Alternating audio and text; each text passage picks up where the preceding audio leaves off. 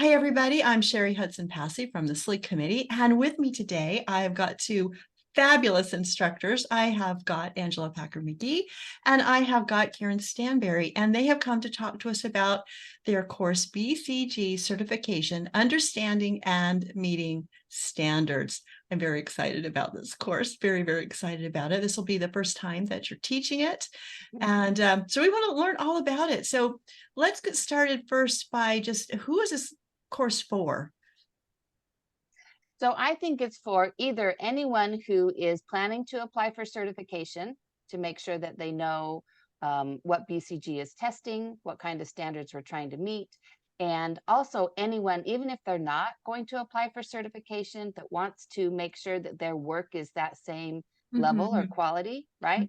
Because the whole course is based on the skills that you need, right? So we're going to go through and test some of those skills, a lot of hands-on activities, and some homework assignments over the 6 weeks of the course. And somebody posted too that they want to take it because they need to recertify. Oh, I thought that was really funny. They're welcome. Well, that's right? true. That's true. Yeah.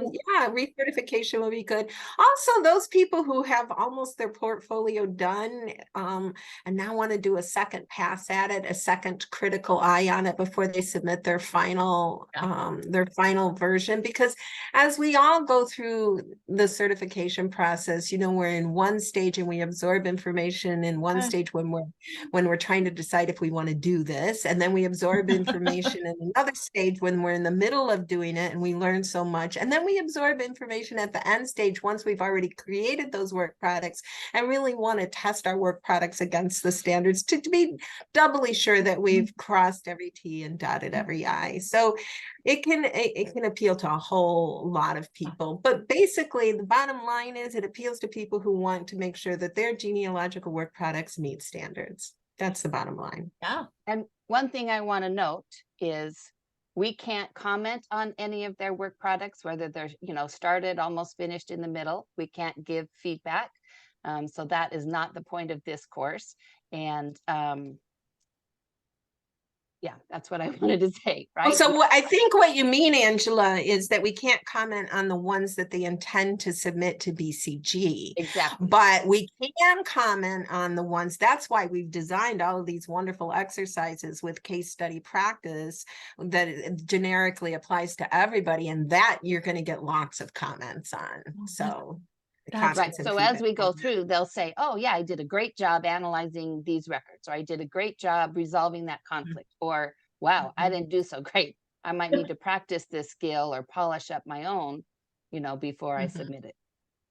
Well, it's kind of a silly question to ask, but are there prerequisites? I mean, you need to be at a certain level, I would think, in your research skills. Yes, you do need to be at a certain level. We don't have a specific prerequisite like of a course, or anything like that, but it is for those who already have research skills and think they're about ready to apply for certification. We all learn and grow. I learned so much preparing my portfolio, right? I took my skills to a whole nother level just by doing all of that work. And, but you need to have some solid research skills before you come.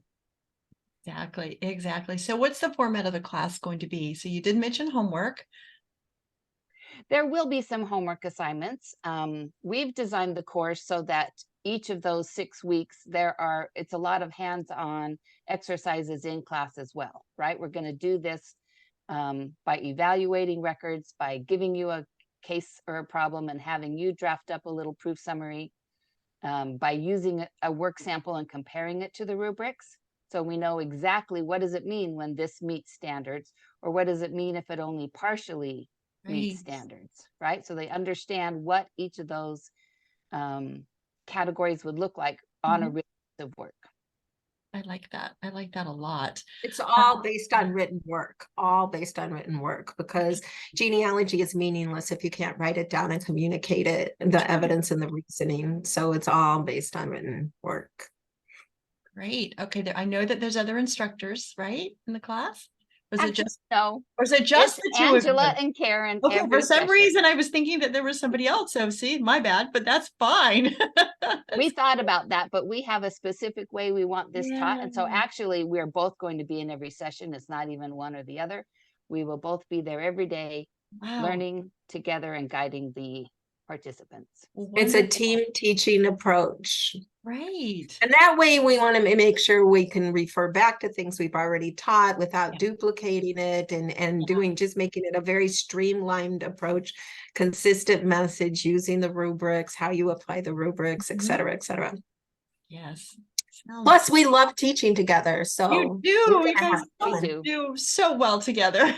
You're a great dynamic duo, the two of you. So anybody taking this course is going to be very, very lucky to take it from you.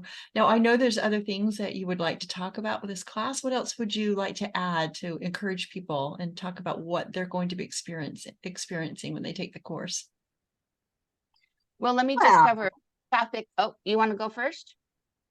you know, I am a therapist. I'm a licensed clinical therapist, and there is so much angst out there about people wanting to submit their portfolios that Angela and I have intentionally built into this course a reframe of the experience of submitting your portfolio.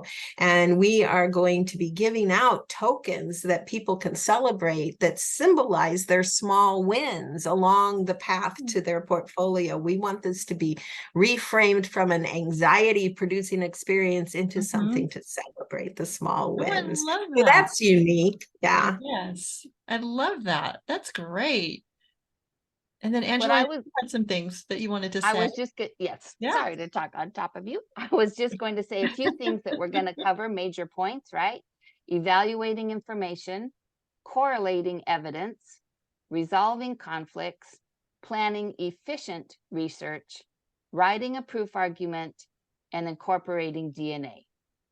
The other thing I wanted to mention was we were going to cover common mistakes, right? So there's some common things that we Oh, see in some of the portfolios at BCG. And so we can go through those and make sure that those participants are not falling in that hole of Yes. making some of those common mistakes. That's great. I'm very, very excited for this course. I have full disclosure, I'm taking it. So Oh, great.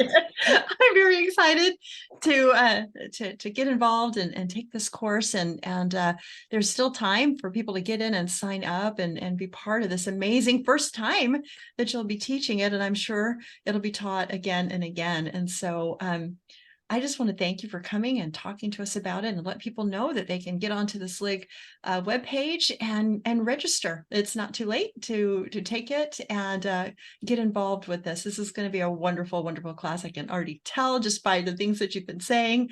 And there's also information on the SLIG website too. It goes more into detail about the course and all the things that are going to be taught and the experiences that you'll have. And so thank you both for coming and letting us know about this course. And we will talk to everybody again about more SLIG classes in the future. And we'll see you then. Bye-bye. Thank you.